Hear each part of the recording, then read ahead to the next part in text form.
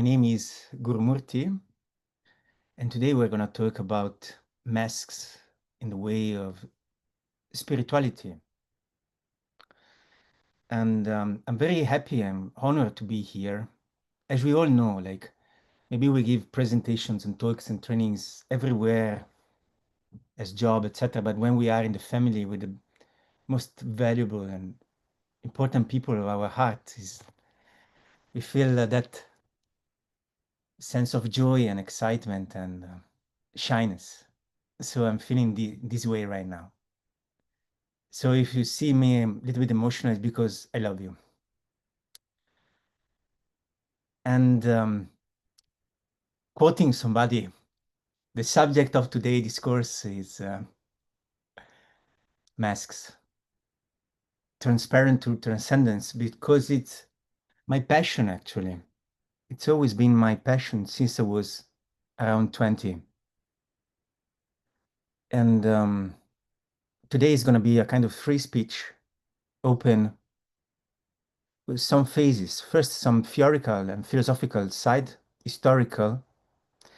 Then I have a beautiful exercise for you.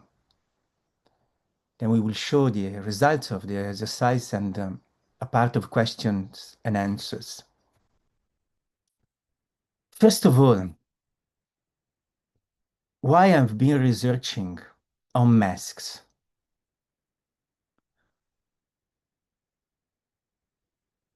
Frankly, I entered in the spiritual path I was young, before Ananda Marga was to my own way, supported by uh, the church, the Christian church, and some spiritual guides. And then I met Baba and Baba's philosophy, and it was amazing, and I felt at home. But honestly, as a person from the West, many aspects of the philosophy, of the psychology explained to me by my dada, my acharya, and reading the books and working as an LFT remained a mystery and out of my culture. And it's been very hard for me to grasp a lot of it. For a honest cultural lack of comprehension. So I realized I need to go back to my culture to understand something which is absolute and beyond any culture. I need to go back to my roots. Starting from something which is a passion for me, which is theater. Mostly because it's an art that in Italy, my country, our country is very strong. There are a lot of roots. We all know that Shakespeare came to study in Padova and Venice and Verona, where many plays were made. But also because it's really part of the way we express emotions. And I realized that there's something bigger than performance, than entertainment, than culture, that lies in the concept of mask. So first of all, what's a mask? I have many here, as I will show later. I have Japanese mask, a Venice mask, I have many masks here. So we all know that a mask is something that we put before our face and we play it. But the most important thing is that anthropologists acknowledge the fact that every culture in the world, since the beginning of times, has been using masks to connect with something which is beyond, transcendental. We are coming from very different places. India, Italy, Serbia, Kosovo, Canada, UK, France, all this part of the United States and more. And I can tell you, in each of these cultures, there is a mass culture. And even in the famous cave of Lascaux in France, which are the most ancient paintings ever found in the world, All the paintings are animals, but one that represents a man with a mask. So the oldest piece of art in the world is a man with a mask. Interesting, huh? So there are masks in the United States or in the previous civilizations living there. There are masks in France, in Italy, in Bali, in India, in Africa, in Greece. So we can affirm that together, this is not me, it's anthropology, together with music, mask, masking is something universal, which is very predominant in human mind. First of all, so it's something that belongs to humanity, the desire to be something more. Because every time I put a mask, I decide something weird that I let go of myself, my ego, of the identification, who am I, to become something more, something else. Mm.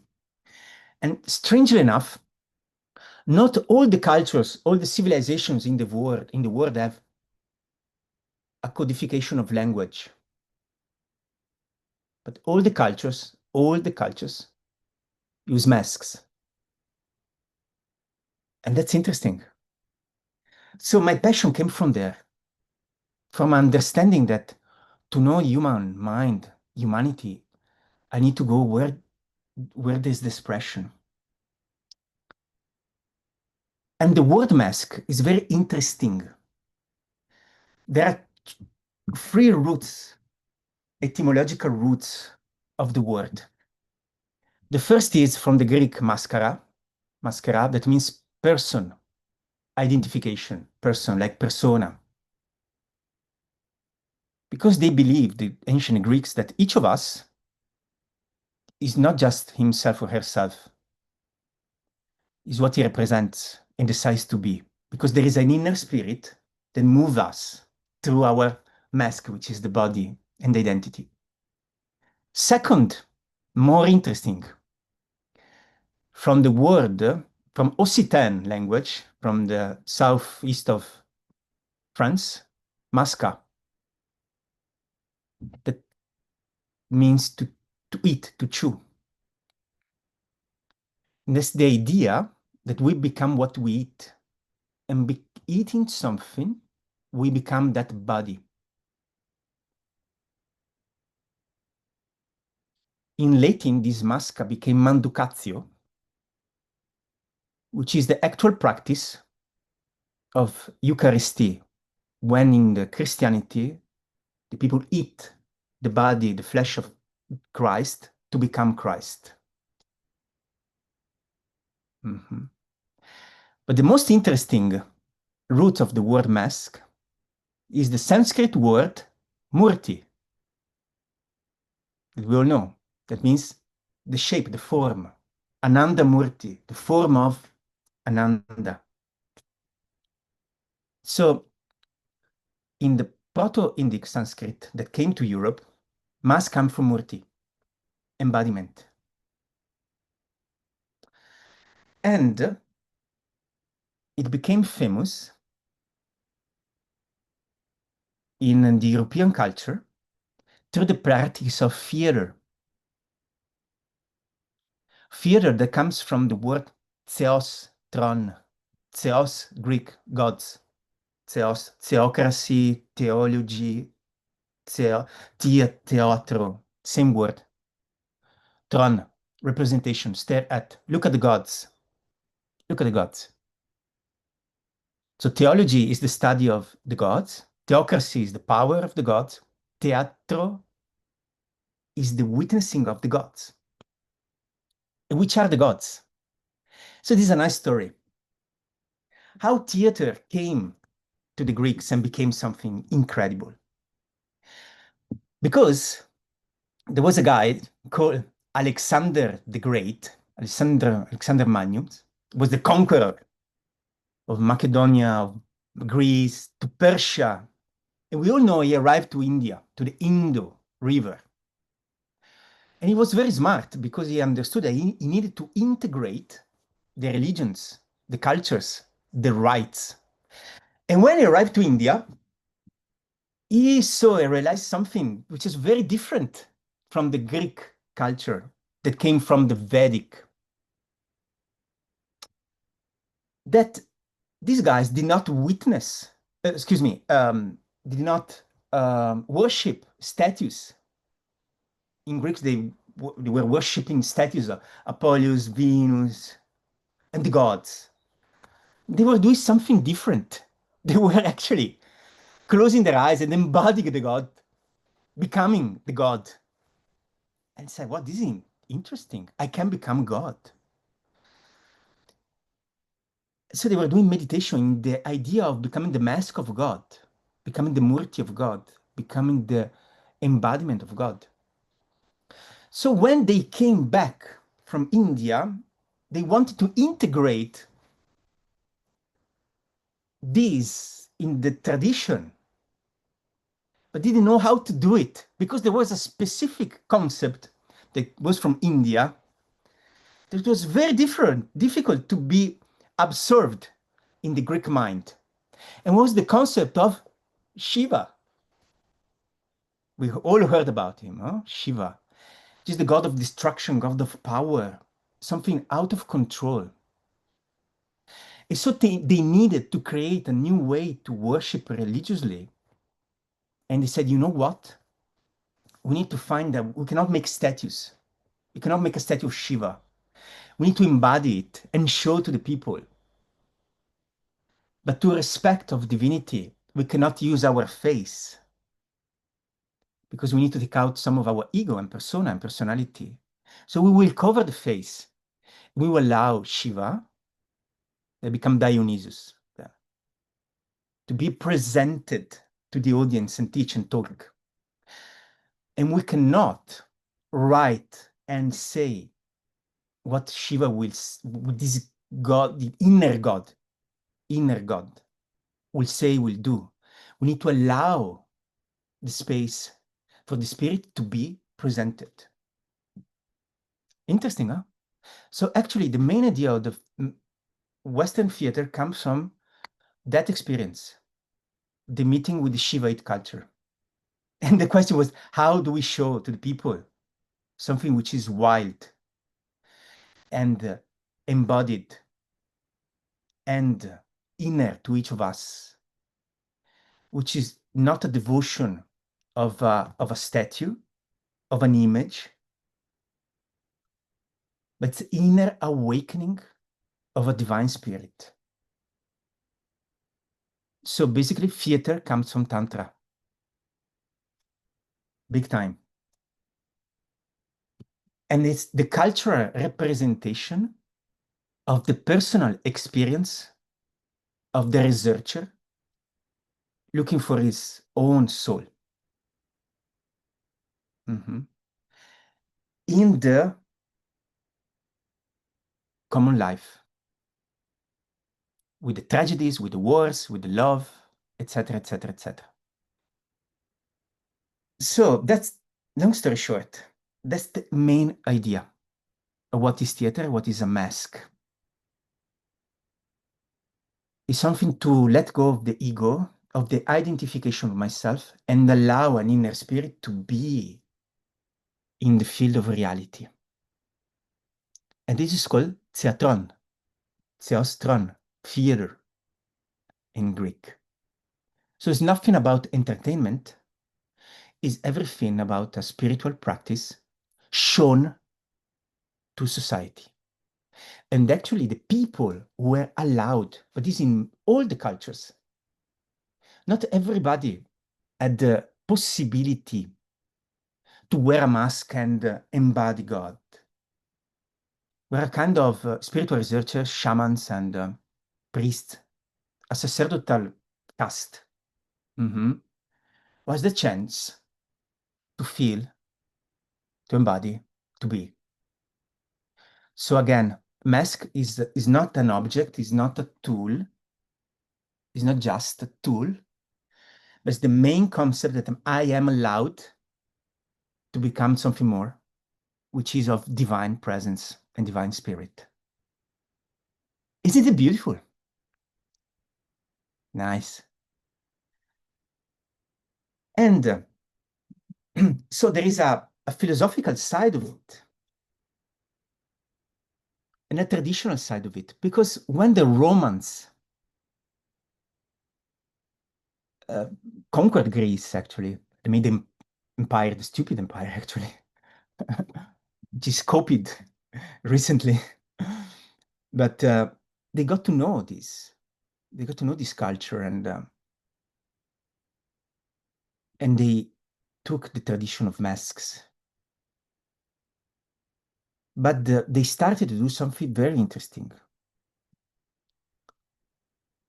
not to allow the inner spirit of the practitioner to be free, but to write it down and control it, because it would be too dangerous for the establishment. Because a free soul and spirit that manifests to the audience would be literally too dangerous for any establishment. Mhm. So they did their best to create a religion out of spiritual practice. And the minute that the Christianity took the place with the Pope of the empire, all the masks were forbidden.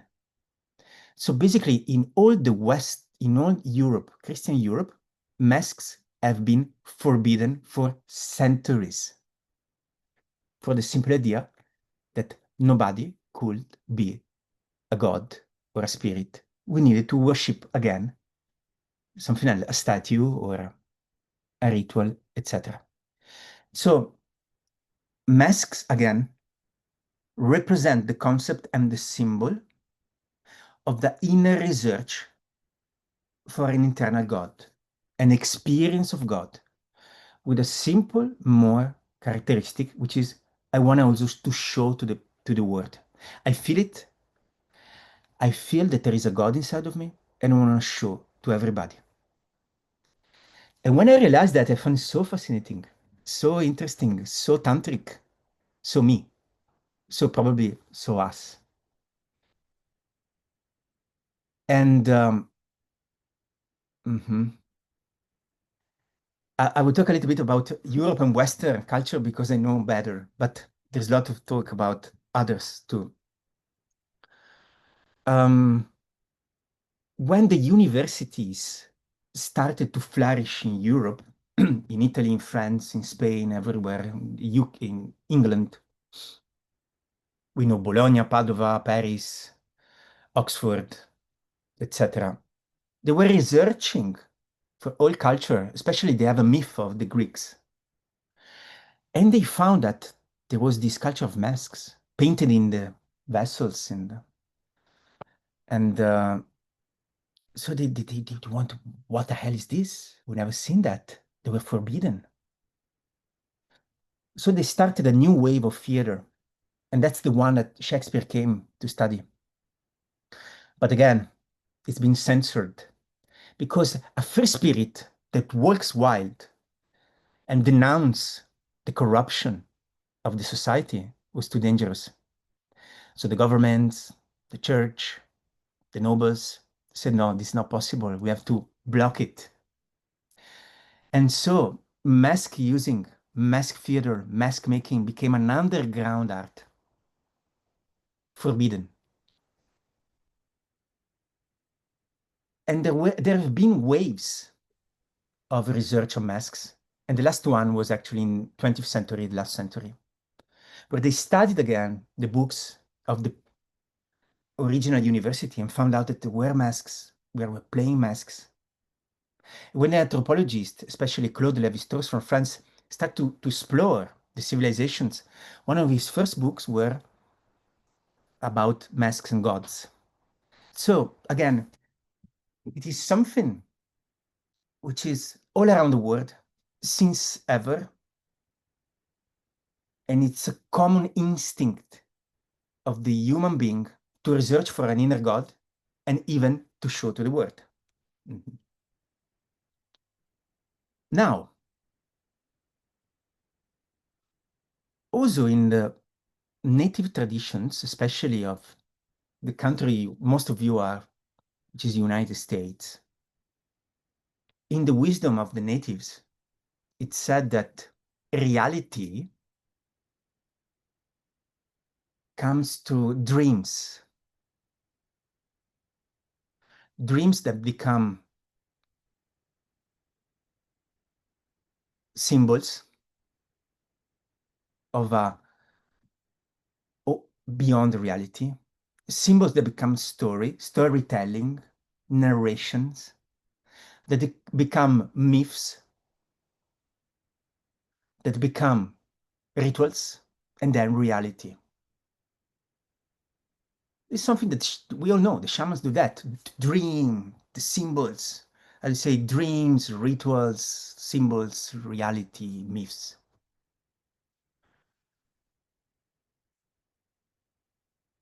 And we all know that the spirit dreams and perceives and needs to be translated in forms, symbols that create a new reality, new stories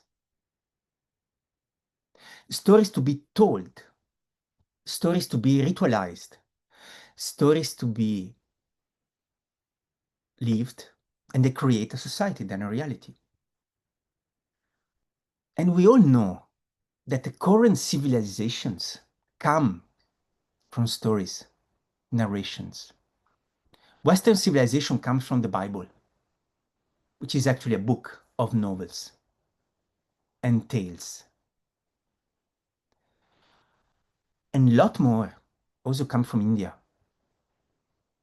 Mahabharata, like the story that represents symbols and narrations and dreams shape the mind, that shape collective minds, that shape rituals and reality and societies.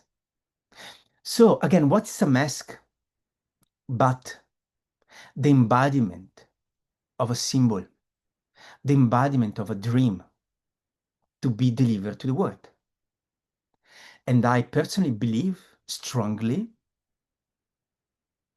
that philosophy of Baba, Ananda Murti, is the new dream, the new symbol, the new mask, the new myth of society, of the new era. And again, as every time a new mask, a new myth, a new ritual, a new narration is delivered to the world, there has always been this pure anthropology and sociology, a force that want to rigidly shape it and make it um, closed. Because if you really believe in that, there will be the destruction of the old. I'm quoting somebody present here. The destruction of the old and the opening to the new, of a new civilization, of a new culture, of a new mind. So again, what's a mask but the embodiment of a spirit of freedom in believing in a personal God that is awakening us. And again, the mask, the original word of mask is murti, of a personal Ananda Murti. So, excuse me if I'm a little bit technical and philosophical. I don't like to play as a doctor, as a professor, but it's just to put a shape in what we are saying. This is a transversal philosophy that crosses borders and connects to a true spirit of spirituality, which is always being present all around the world. And we are so lucky that we can even embody in one of our lessons the mask of God. Diana. Okay. So far, so good. Okay. Good, good, good, good. So, mask playing and the embodiment of God and the presence of this inner spirit is always been something revolutionary, something that scared power, any power, and they got a lot of opposition. And what I really like of the specific art of theater is that allows us also to express it to an audience. Like, it's not just I feel, I want to show you. So it's an act of generosity. I want to show you. I want to show you that there is an inner God living in me. I want to give it to you. So I believe, and it's something I wrote in my book, is this one, Trasparenti alla trascendenza, in Italian, Transparent to Transcendence, that is our duty to perceive the God, to perceive the spiritual connection, and to give it to the world, which is something familiar to self-realization and service to humanity. I feel something, I get it, and I want to give to the world. And theater and the mask is something like that. The more I become the mask of God, the Murti of God, the Murti of the spiritual entity, the more I want to give it to the world. With beauty, with harmony, with joy, and eventually with love. So, transparent to transcendence is not my quote. It's a quote of one of my favorite writers, which is American, that I know many of you know, which is Joseph Campbell, the author of The Hero 1000 Faces. By the way, 1000 faces, 1000 masks. So I've read as much as possible of him, probably 20 books. And he wrote 4 books on masks, big books, called The Masks of God, which is a quote of Nietzsche again. Primitive mask, Western mask, Eastern mask, modern masks. And what is very funny, that in the end of the end, he says, the true way of embodying the mask of God is going back to the ancient tantric practices. And it's so special because this guy did something amazing, like very American style. He studied a lot, he analyzed a lot, and cross information, understanding what is common to everybody. And he made this famous hero journey that is perfect for making storytelling and movies and no, yeah, exactly right. Masterpiece, huh? Masterpiece. And eventually, in one of his book, which is called oh, I forgot now. I will call it later, which is about the spiritual practices. He says that everybody basically is saying that what we need to do is to become transparent to transcendence, basically becoming God, embody the form of God, the Murti of God. What is everybody saying? The Christianity, the Buddhists, the Jewish, the natives. Be transparent to transcendent. Be transparent to the transcendence. Translated, let out of your ego a little bit and allow Ananda Murti inside of you to be and to be expressed. Transcendent to the transparent to the transcendence. And by the way, I find it so poetic to be transparent. That doesn't mean to erase who you are, to be transparent like a glass, a pure glass, so that the inner force can be manifested through you. Allow yourself, put yourself available to a higher force. And again, it's something that we do with our practices. So I'm just limiting my talk about the spiritual side of the masks, because we know also that in psychology, there's an important study of the mask of spirit, of personality, on the archetypes. Jung especially was on that, on the many faces we all carry that need to be understood, integrated, and transcendent to something, which is the pure being. And by the way, I have here a mask, which is a very special mask, which is the neutral mask made by an Italian sculptor called Amleto Sartori from Padova, close to Giovanni and I, that came out of an idea. What's the mask before any mask? who I am before my personality, who I am before my archetypes, who I am before the crazy vrittis that I carry, my shadows, etc. Who I am. So they needed to go and to study around the world. I can imagine Italian artists going everywhere, like. And eventually, of course, they came to Asia. They arrived to Asia, where they arrived to a very simple concept. Probably you can see that this mask is a lot similar to many statues of the Buddha, because Buddha comes from the Indo, I don't know if Sanskrit or Vedic word Bud, which is in Persian now. I used to study Persian before. The word Bud means to be, is the verb being. So Buddha is the one who he exists, he is, which is also in the Bible. I am that I am. I am the one who exists. And so, again, in any study of masks, we all came with the idea of who I am before being myself, who I am the minute I am everything and everybody, and before time, before space, before shape. Is there shape? Is there a form before any form? Is there shape before any shape? And we're lucky enough, we know the shape, we know the murti, we know the form.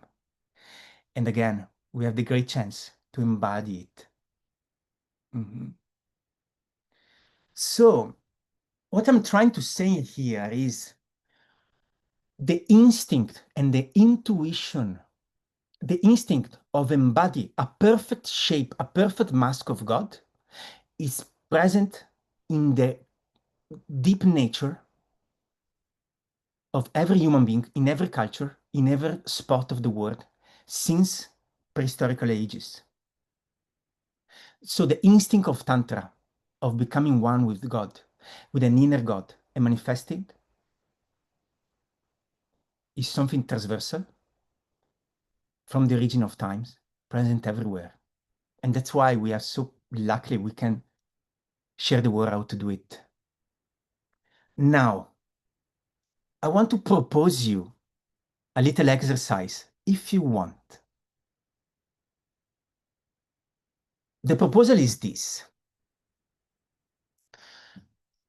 If you want, you can stand up or stay still, but better if you stand up and you breathe and be present in your body. And I ask you, please, to connect with a specific aspect of bliss and pure joy that you have experienced in life. Can be something, wow, transcendent, like a spiritual experience, or something very common, like the smell of a flower, or the smile of our child, or the caress of the beloved one, or the sun, the right of sun, anything. Please recollect it. Some of us has been more lucky that have great spiritual samadhis and experiences, or even met Baba Nandamurti himself. Some of us no. So please recollect it. A blissful experience, a blissful form of joy, of the divine manifestation, a smell, a color, a touch, a memory. And now I ask you to breathe inside of it, to breathe it through the breath, connected with the spirit of it, through the breath. And more you breathe it, you allow yourself to be transparent to it. That means you embody it. All of your body, the body that you know, which is of a man, of a woman, becomes it. You become the mask of that expression of the divinity. You become the mask of God. We become the mask of God. And you perceive it. All of your cells, all of your body, all of your thoughts are one with that. And you can just move it and breathe it and work it and open your eyes and see the world through those lenses, through becoming the mask of that expression of God. So I invite you to open your eyes and perceive the reality as if you are the embodiment of the bliss, of a blissful experience. How is it? What do you perceive? Wow. What do you see and not see? What do you desire? What do you say?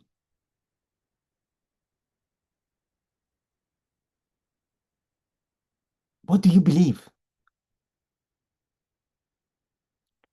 And please speak. The phones are mute, so speak and allow that experience of God, of bliss, to speak through you. Give voice. Give voice. Be brave. Give voice. Some of us, some of you are very good in giving voice to the divine.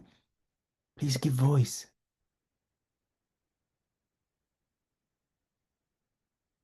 And form a movement.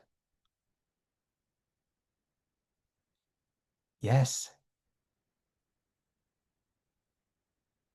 Take out of the shame of being an expression of God.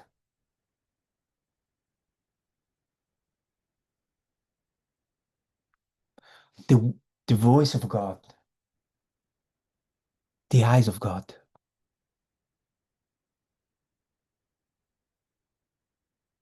Become, please, the mask of God. Give your body so God can be through you.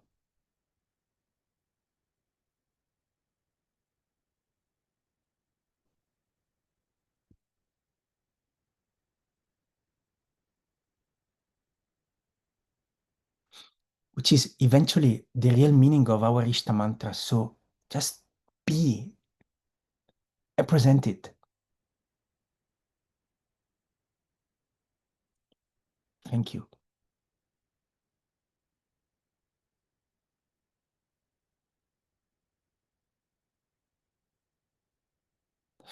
And please, when in that state, don't lose the state. Stay there. Be there. Embody there. Understand that it is not you doing it. You are allowing to become yourself a mask for something more. So you give your body, your face, your voice, your eyes to the divine to exist through you and present to the world through you. And if you want, take paper and a pen or a laptop or whatever and write what this is inspiring, what is saying.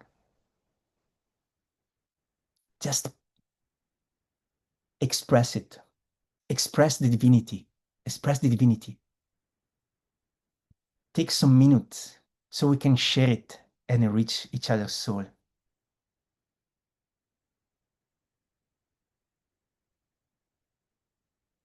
Give this joy, give this bliss, words and body and masks.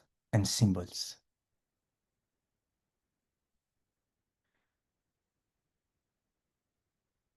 Stay in the form. Stay in the form as much as you can. And if you feel you're losing it, go back, becoming it embodied. And I would love to have sharing all of this beauty and eventually some comments and questions and answers. You know, you spoke about mask, and I just cannot stop thinking how what happened with the knocking demonstrations 2 or 3 weeks ago. I forgot. There had been this guy in Portland who faced the guards in a costume, in a frog costume, and this inspired, I think, the whole people in the demonstration to adopt that approach to these horrible moments, to put a mask on and to go and say, we want joy, we want, and it created a whole completely, I think, atmosphere for this demonstration where instead of to go in rage and violence, we say go with joy and silliness and humor.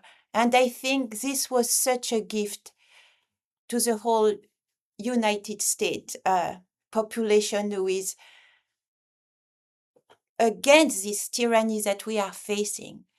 And it's so interesting how you explain what masks do when I think about the demonstration and the experience I had over there of, go with, I don't know how to express it if someone else, but I think it was such a gift from the universe for this demonstration where no violence happened because we put these masks on, I guess. I thank you very much for coming, participating, welcoming, and my wish is, of course, for all of us to become the Ananda Murti, the mask of bliss, the embodiment of bliss.